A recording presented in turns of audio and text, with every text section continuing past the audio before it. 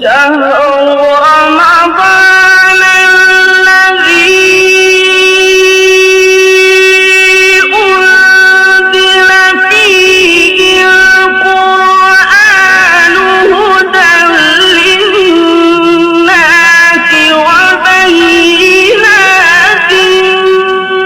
من الهدى والفرقان.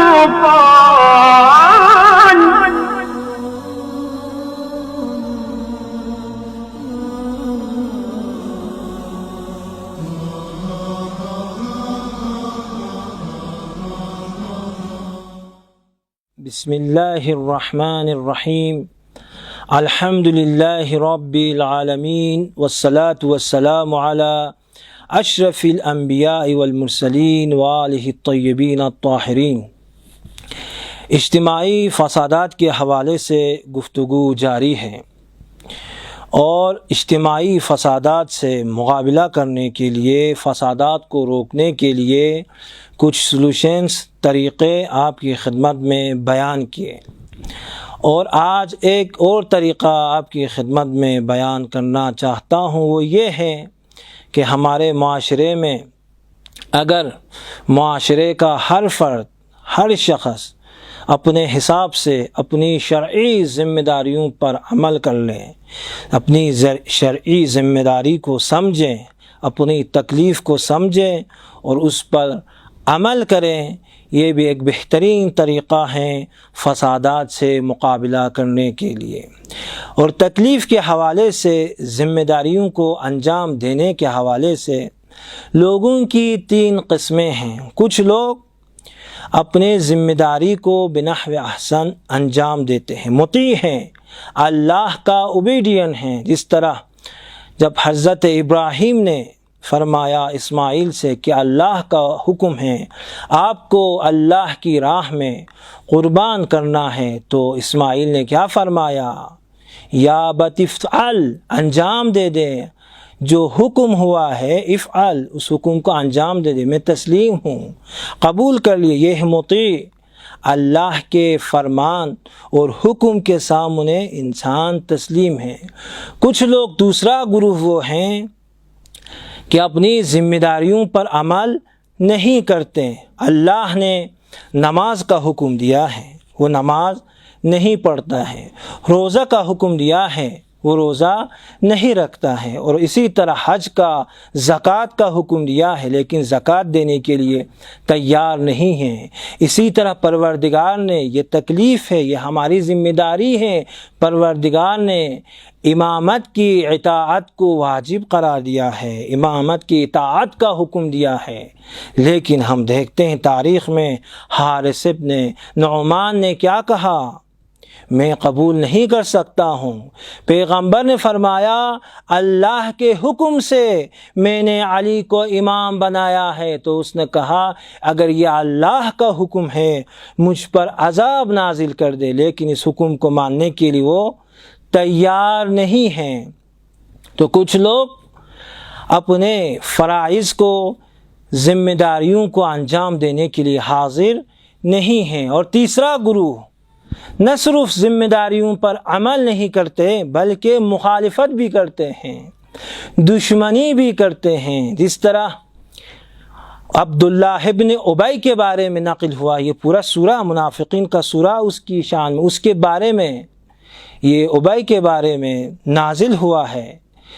پیغمبر خدا نے 1000 لوگوں کو احد کی جنگ کے لیے تیار کیا تھا، اور یہ فیصلہ ہوا تھا کہ شہر سے باہر ہم دشمن سے جنگ کریں گے. لیکن عبداللہ ابن ابی نے کیا کیا؟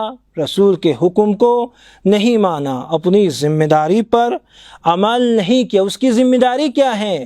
رسول کے حکم پر عمل کرنا اس کی ذمہ داری ہے، لیکن اس نے اس حکم پر عمل نہیں کیا اور اس نے اعلان کیا ہم شہر کے اندر جنگ کریں گے، اور 300 لوگوں کو لشکر اسلام سے نکال لیا، الگ کر کے وہ چلا گیا اور ایک ضربت لگائی اسلام پر.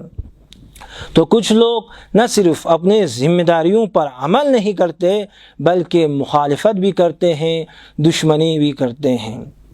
جابر بن عبداللہ انصاری نے جب دیکھا کہ امام حسین عراق کی طرف جا رہے ہیں تو آپ نے فرمایا، جابر نے امام سے عرض کی، مولا اس وقت حالات ٹھیک نہیں ہیں، آپ امام حسن مجتبیٰ کی طرح صلح کر لیں۔ تو امام نے کیا فرمایا؟ امام حسن نے صلح کی تھی بِأَمْرِ اللہ، اللہ کے حکم سے، یعنی ان کی ذمہ داری یہ تھی، صلح کرنا ان کی ذمہ داری تھی، لیکن میری ذمہ داری کیا ہے؟ قیام کرنا میری ذمہ داری ہے، اور قعود کرنا، صلح کرنا امام حسن کی ذمہ داری تھی۔ ہمارے بزرگان کی سیرت کو دیکھیں، امام خمینی کو دیکھیں، انفرادی زندگی اور اجتماعی زندگی میں اپنے فرائض کو، ذمہ داریوں پر عمل کرتے تھے۔ کچھ لوگوں کو جب ایک عہدہ ملتا ہے، نوکری ملتی ہے، اپنے اہل عیال کو چھوڑ دیتے ہیں، اپنے بچوں کو بھول جاتے ہیں، گھر کی ذمہ داریوں کو چھوڑ دیتے ہیں۔ امام خمینی رہبر ہیں، رہبریت سے بڑا مقام، بڑا منصب رہبر ہے، تب بھی آپ گھر کی ذمہ داریوں کو بھی بنحو احسن انجام دیتے ہیں اور اجتماعی فرائض کو بھی آپ انجام دیتے ہیں۔ ایک دن بزرگان کو دعوت دی تھی، بزرگان سب آئے ہوئے ہیں، امام کے گھر میں بیٹھے ہوئے ہیں، دسترخوان پر ہے، امام خمینی کا انتظار کر رہے ہیں، امام کے ساتھ افطار کرنا چاہتے ہیں۔ جب امام تشریف لاتے ہیں، آپ نے خرما اٹھایا اور آپ نے فرمایا، اب شروع کر لے، میں اپنے اہل و عیال کے ساتھ، بچوں کے ساتھ، فیملی کے ساتھ میں کھانا کھانا چاہتا ہوں۔ کیوں؟ اس لیے کہ دن بھر قوم کے مسائل میں مشکلات کے حوالے سے کام کر رہا ہوں، ابھی اس وقت افطار کے ٹائم پہ میں اپنے اہل عیال کو، بچوں کو ٹائم دینا چاہتا ہوں۔ دیکھیں، کچھ لوگوں کو ایک معمولی نوکری ملنے کی وجہ سے گھر کی ذمہ داریوں کو بھول جاتے ہیں، لیکن امام انفرادی زندگی میں بھی الگو ہے ہمارے لیے، اور اجتماعی زندگی میں بھی ہمارے لیے الگو ہے۔ اسی لیے قرآن میں پروردگار نے فرمایا، قوا انفسکم واہلیکم نارا، اپنے نفس کو بچانا اور اپنے اہل عیال کو بھی، بچوں کو بھی جہنم کی آگ سے بچانا۔ کیسے بچا سکتے ہیں ہم جہنم کی آگ سے؟ گھر میں جو ذمہ داریاں ہم پر عائد ہوتی ہے، ان ذمہ داریوں پر عمل کرنا، اور اسی طرح اجتماعی ذمہ داریوں پر بھی عمل کرنا، یہ ہمارے لیے ضروری ہے۔ والسلام علیکم ورحمۃ اللہ وبرکاتہ۔